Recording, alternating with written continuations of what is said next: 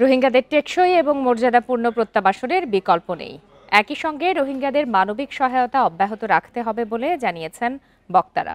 রবিবার কক্সবাজারে রোহিঙ্গা সংকট নিয়ে শরণার্থী ত্রাণ ও প্রত্যাবাসন কমিশন এবং ব্র্যাকের সহায়তায় কমনওয়েলথ জার্নালিস্ট অ্যাসোসিয়েশন সিজিএ আয়োজিত সেমিনারে এসব অভিমত প্রকাশ করেন বক্তারা।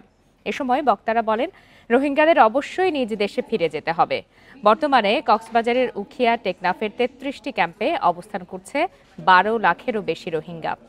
দীর্ঘ ৮ বছর ধরে রোহিঙ্গা জনগোষ্ঠীর ভারে ভারাক্রান্ত স্থানীয় লোকজন মিয়ানমারের দায়বদ্ধতা নিশ্চিত ও রোহিঙ্গাদের মর্যাদাপূর্ণ প্রত্যাবাসনের জন্য আন্তর্জাতিক সম্প্রদায়ের প্রতি আহ্বান জানানো হয় আলোচনা সভায়।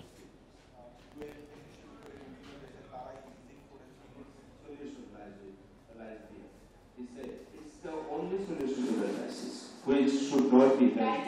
Take the opportunity to thank our United Nations, from Myanmar, back to Bangladesh. রাজনৈতিক নেতৃবৃন্দ, সামাজিক নেতৃবৃন্দকে এগিয়ে আসতে হবে, সরকারকে সাহায্য করতে হবে। রোহিঙ্গা কণ্ঠস্বর অতি গুরুত্বপূর্ণ, সাম্প্রতিকভাবে উঠে এসেছে।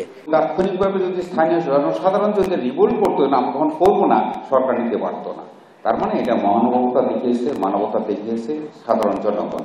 কিন্তু দীর্ঘদিন চলার ফলাফল, যেটা অনেকেই বলেছেন যে এখন একটা কনফ্লিক্ট অবস্থা চলে আসছে।